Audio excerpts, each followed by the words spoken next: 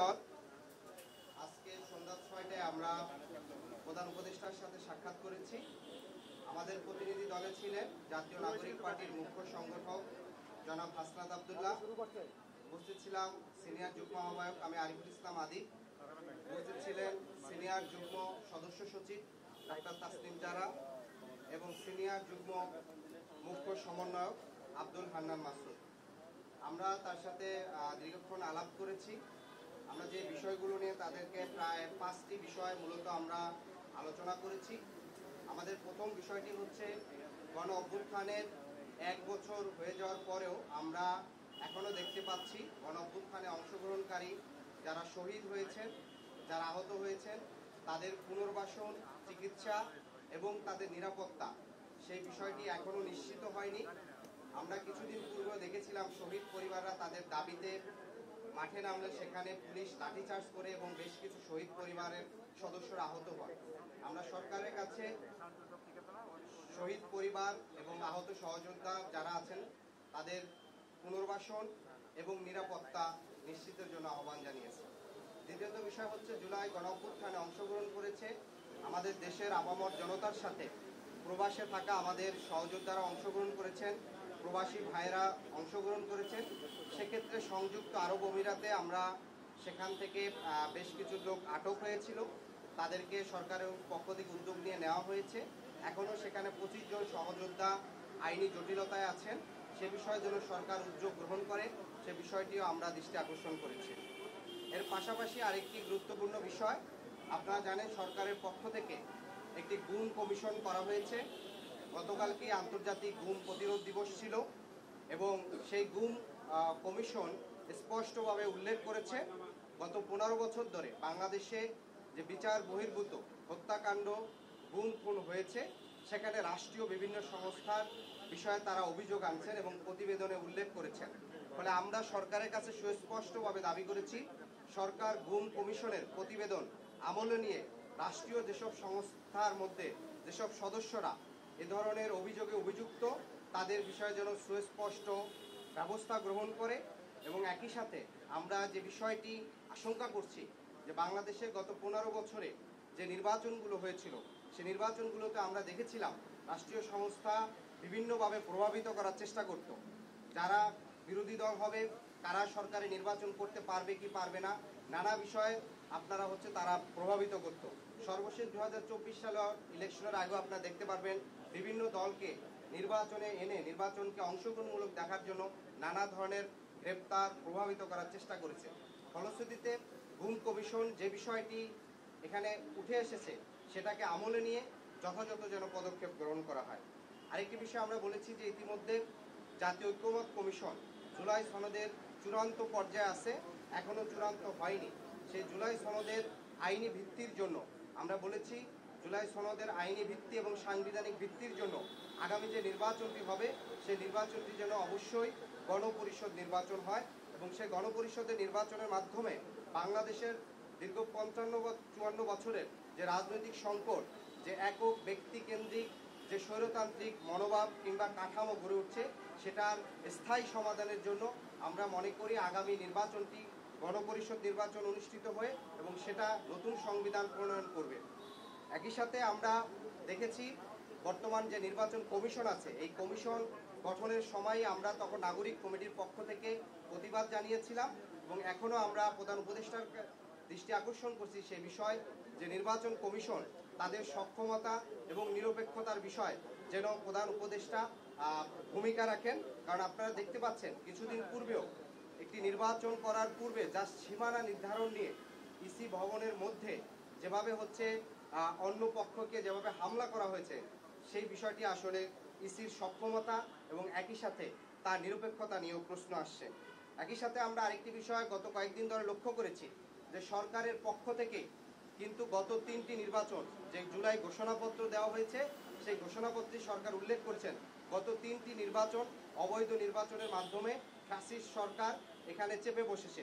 ফলশ্রুতিতে সেই 3টি অবৈধ নির্বাচনে সরাসরি ফ্যাসিস্টের সহযোগী হিসাবে এবং নির্বাচনকে অবৈধ নির্বাচনকে বৈধতা দানের জন্য জাতীয় পার্টি সরাসরি অংশগ্রহণ করেছে। শুধু তাই নয়, গত নির্বাচনে আপনারা দেখেছেন যে জাতীয় পার্টির পক্ষ থেকে যে নির্বাচনী প্রচারণা পোস্টারগুলা করা হয়েছে, সেখানে তারা বর্তমান যে জাতীয় পার্টির দুই গ্রুপের যে মহাসচিব মজিবুল হক চুন্নু এবং হচ্ছে শামীম হায়দার পাটোয়ারি, তাদের পোস্টারে সুস্পষ্ট লেখা আওয়ামী লীগ মনোনীত প্রার্থী। তার মানে জাতীয় পার্টি এবং আওয়ামী লীগের মধ্যে কোনো পার্থক্য নাই। এবং যেহেতু রাষ্ট্রীয়ভাবে আওয়ামী লীগের সাংগঠনিক কার্যক্রম স্থগিত করা হয়েছে এবং আমরা দেখতে পাই জাতীয় পার্টি আওয়ামী লীগকে নির্বাচনে আনার জন্য প্রকাশ্যে একটা নিষিদ্ধ সংগঠনের বিষয়ে প্রকাশ্যে অবস্থান নিছে। ফলশ্রুতিতে নিষিদ্ধ সংগঠনের বিষয়, সন্ত্রাসী কার্যক্রমের বিষয়ে সুস্পষ্ট অবস্থান নেওয়া এবং বিগত সময় অবৈধ সংসদকে বৈধতা দানের তাদের যে পদক্ষেপ, সে বিষয়গুলো আমলে নিয়ে জাতীয় পার্টির সাংগঠনিক কার্যক্রম যেন স্থগিত করার বিষয়ে সরকার আরও বেশি কার্যকর হয়, সেই বিষয়টি আমরা প্রধান উপদেষ্টাকে আমলে নেওয়ার জন্য বলেছি।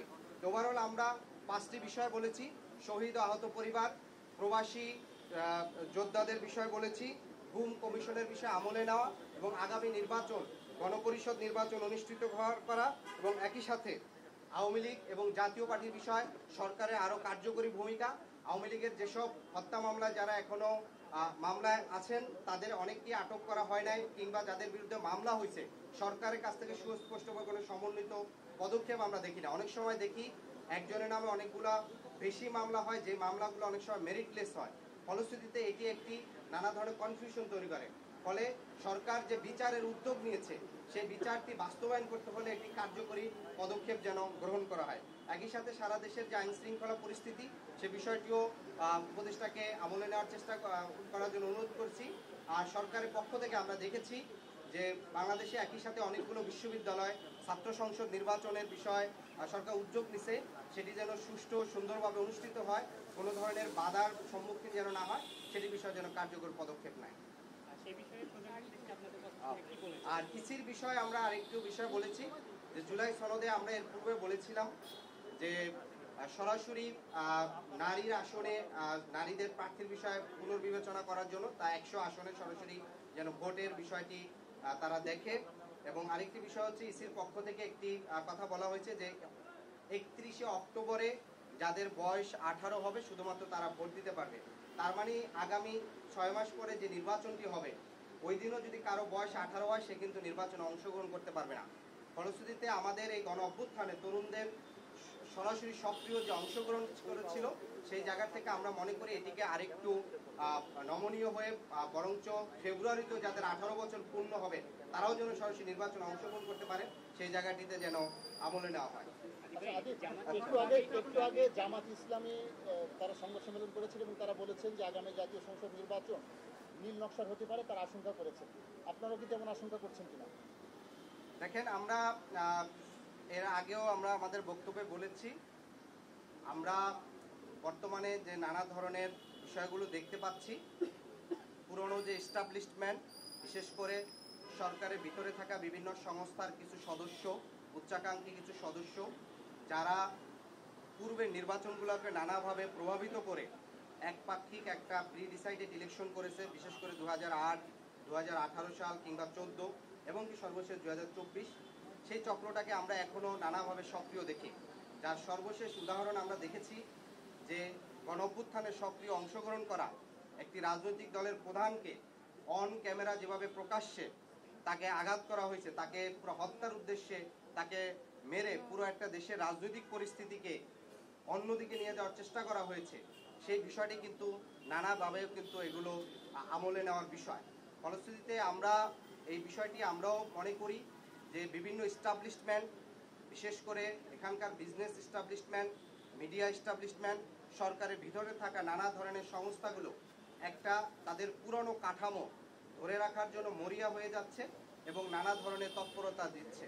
ফলশ্রুতিতে আমরা সরকারকে বলেছি, সরকারের পক্ষ থেকে যে তদন্ত কমিশন হয়েছে, গুম কমিশন, তারা কিন্তু গুমের ক্ষেত্রে এইসব সংস্কার বিষয়ে তারা সুস্পষ্ট অভিযোগ আনছে এবং গুম কমিশনের পক্ষ থেকে স্পষ্ট করে তারা বলছে, বিশেষ করে ডিজিএফআই, এনএসআই, এসবি, সিটিটিসি সহ র্যাব, পুলিশের সরাসরি গুমের সাথে তারা জড়িত থাকার অভিযোগ করছে। কিন্তু আমরা সরকারের পক্ষ থেকে এখনো কোনো কার্যকর উদ্যোগ দেখি নাই। ফলে সেই বিষয়টিকে আমরা আমলে নিয়ে আমরা সরকারকে কার্যকরী উদ্যোগ দেখতে চাই। আপনাদের সবাইকে অনেক ধন্যবাদ। ধন্যবাদ। আমরা তো বলেছি গণপরিষদ নির্বাচন একই।